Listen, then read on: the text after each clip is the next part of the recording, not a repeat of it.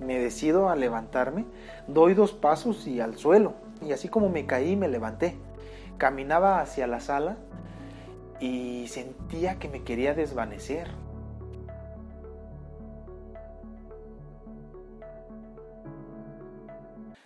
¿Qué tal, mis guerreros? ¿Cómo están? ¿Cómo van? Quería hablar en este video de cómo los médicos se dieron cuenta que era GB, pero lo vamos a dejar para el que viene. Hoy les quiero hablar un poco de mí, de cómo padecí los síntomas. Y como ya expliqué en el primer video, ya sabemos que el GB es un padecimiento grave y extraño del cual se desconoce hasta la fecha la causa que lo genera. Por lo que si no lo has visto, te invito a que ingreses al link, ya que lo explico más a detalle, y también lo dejaré en la descripción del video. La estadística actual es que lo llegan a padecer con mayor probabilidad las personas de entre 30 a 50 años de edad. Y ya dijimos que los hombres tienen aún un poco más de probabilidad de padecerlo que las mujeres. También actualmente, de acuerdo al artículo de Consejo de Salubridad General, dice que mundialmente le sucede a 4 de cada 100,000 habitantes. También les dejo el link en la descripción. Yo recuerdo que hasta el 2016 la estadística decía que le sucedía a una persona de cada 100,000. Entonces, esto quiere decir que va en ascenso. Me da curiosidad la parte en que cuando vienen las vacunas, como fue el caso de la influenza H1N1, que posiblemente a mí me dio derivado de esta vacuna. Si gustan les puedo platicar acerca del tema en otro video. Ahora que va a venir la vacuna del COVID, en un artículo en internet leí que cuando el virus es inducido, los casos aumentan. En sí me gusta hablar un poco de estas estadísticas, pero al final cuando nos sucede, creo que es lo que menos importa. Ok, vamos a empezar. Imagínense ustedes, joven en la plenitud de los 24, con toda esa fuerza que nos caracteriza a esa edad. Ya tenía mi matrimonio y 2 pequeños, corría el año 2011 y yo trabajaba en una clínica de salud muy conocida aquí en mi país. Ahí me dedicaba a realizar las credenciales que identifican al derechohabiente, que tenían como finalidad llevar un control digital de cada paciente y sustituir prácticamente el carnet. Para los que no viven en México, el carnet es como una pequeña libreta donde se registra de manera manual todas sus visitas médicas, control de vacunas, el peso, la estatura, etcétera. Que al final creo que no funcionó porque lo siguen pidiendo. Pues bueno, yo trabajé haciendo estos plásticos con chip un poco más de un año. Y ese fue mi primer empleo formal y el primero que iba a aparecer en mi currículum vitae. Pero ¿cómo es la vida? Resulta que después de la graduación en el nivel superior, mi esposa y yo decidimos trabajar para mantenernos y también para, entre otras cosas, juntar dinero para mi titulación. Así que trabajaba allí en esa clínica por las mañanas y también a la par trabajaba en una combi por las tardes. Para que me entiendan, trabajaba manejando un automóvil de servicio público. En ese entonces tenía estos 2 empleos y aparte en mis ratos libres durante la semana aprovechaba para continuar preparando mi titulación, que la verdad ya solo estaba puliendo los últimos detalles de mi proyecto. Qué bonitos recuerdos. Pues resulta que ya tenía gestionado el día en que me titularía como ingeniero. Era un lunes 15 de febrero de 2011, pero el jueves anterior, mientras manejaba mi combi, empecé a notar que cuando agarraba el volante lo sentía extraño. Me daban muchas ganas de estar estirando mi espalda, mis brazos, mis piernas. Pensé que a lo mejor era por la posición de estar sentado manejando. Cuando hacíamos base, quiero decir, el lugar donde empieza o termina el recorrido y donde tenemos que esperar para salir a ruta, había un domo. Era una estructura hecha de metal que yo usaba para hacer barras de pecho. Sí, de repente me daban las ganas de estirarme porque venía sentado en todo el trayecto y cuando llegaba allí me hacía unas barras.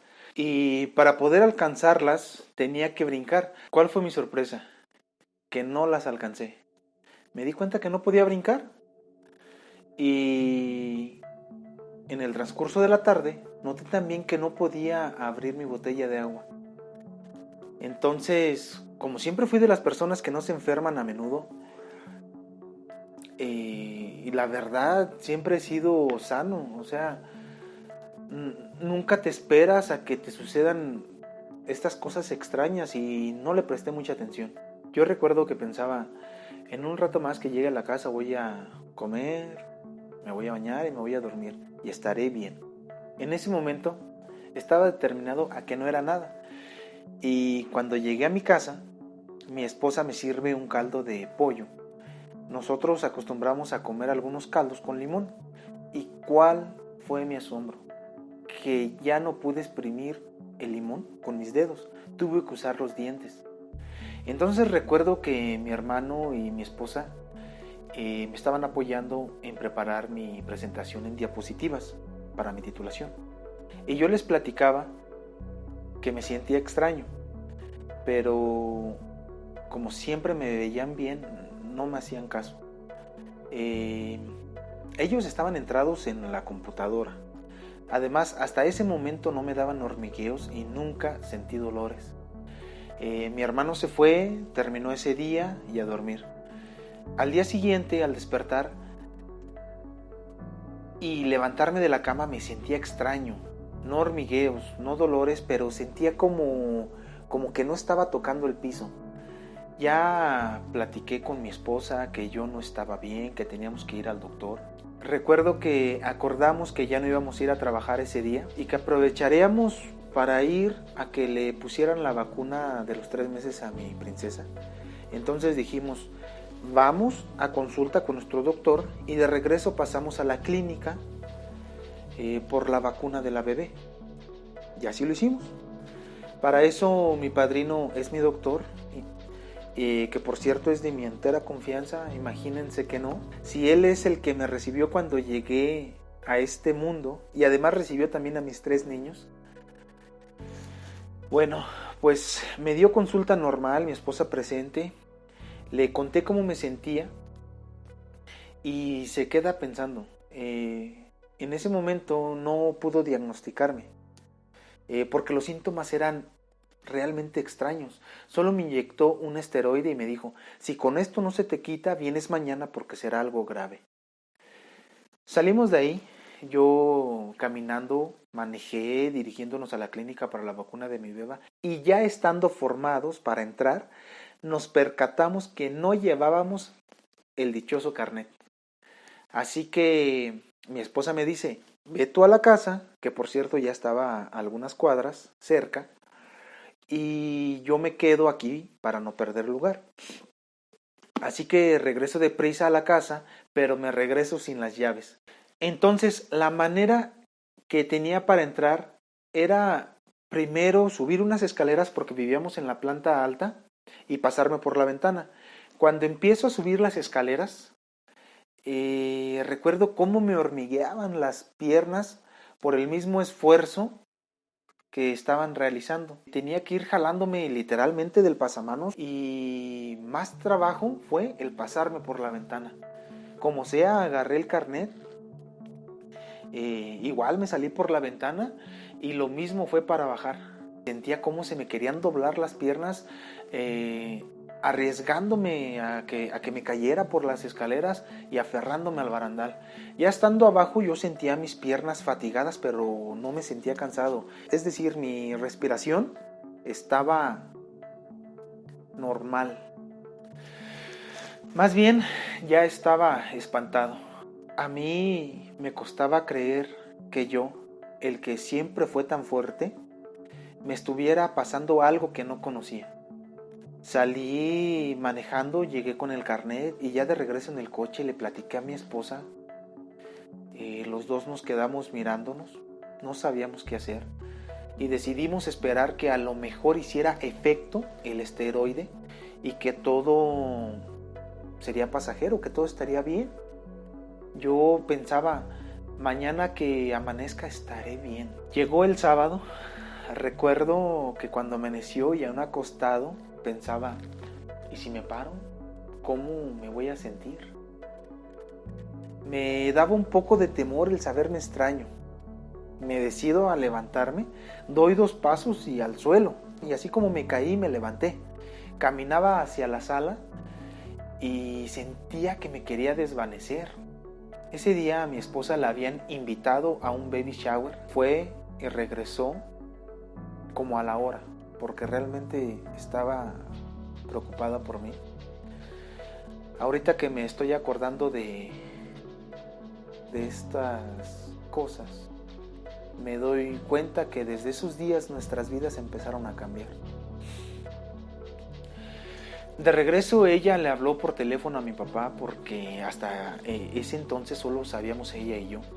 Cuando mi papá llegó no lo podía creer. Yo le platicaba cómo me sentía y él incrédulo me decía, ¿qué te está pasando?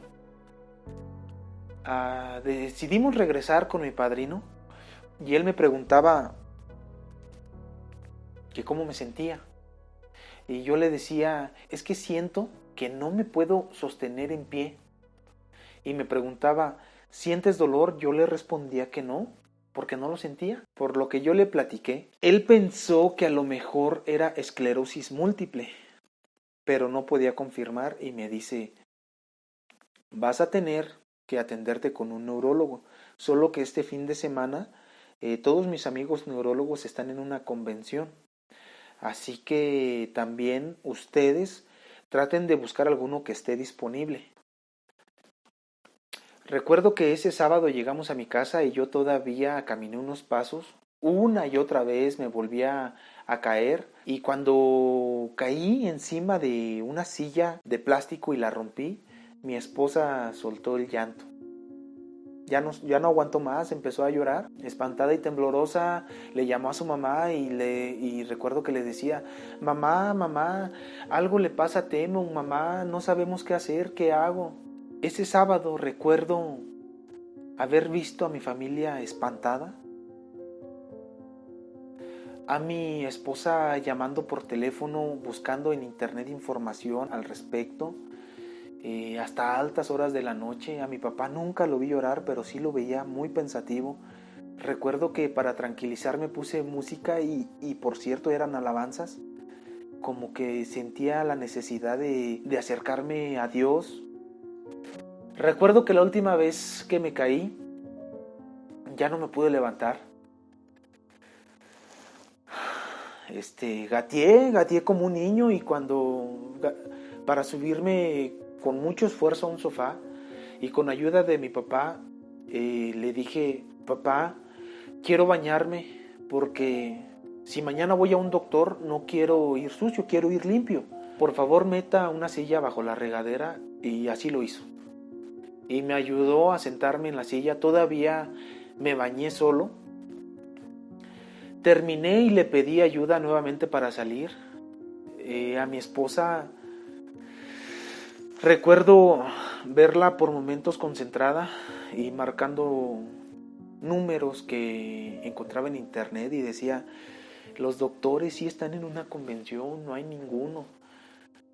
Algo curioso es que mi esposa decía que si no encontrábamos algún neurólogo en nuestra ciudad a esa hora o al día siguiente, ella me iba a llevar a donde tuviera que ir, aun cuando nunca había manejado fuera de la ciudad.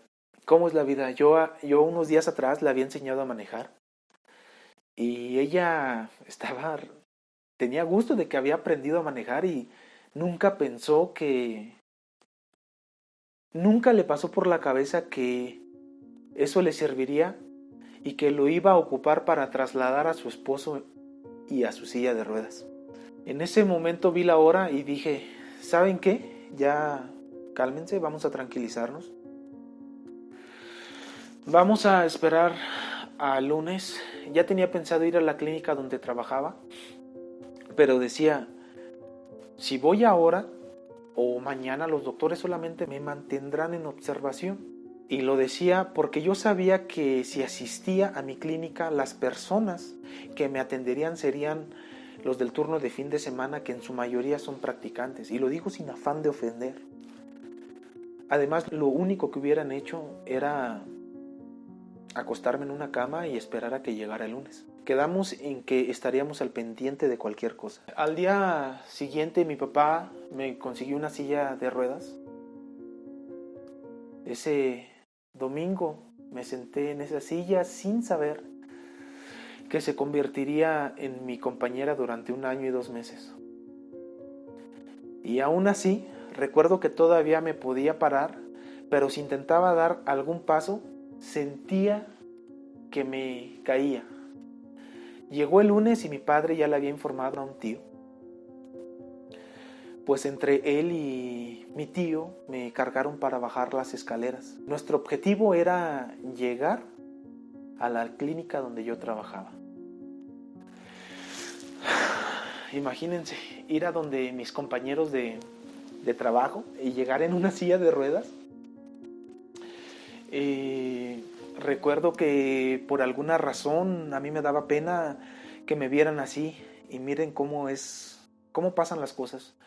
Desde ahí empiezas a enfrentarte a situaciones que en tu vida no pensabas que te iban a suceder, como por ejemplo a las miradas. Me preguntaban, ¿y ahora qué te pasó?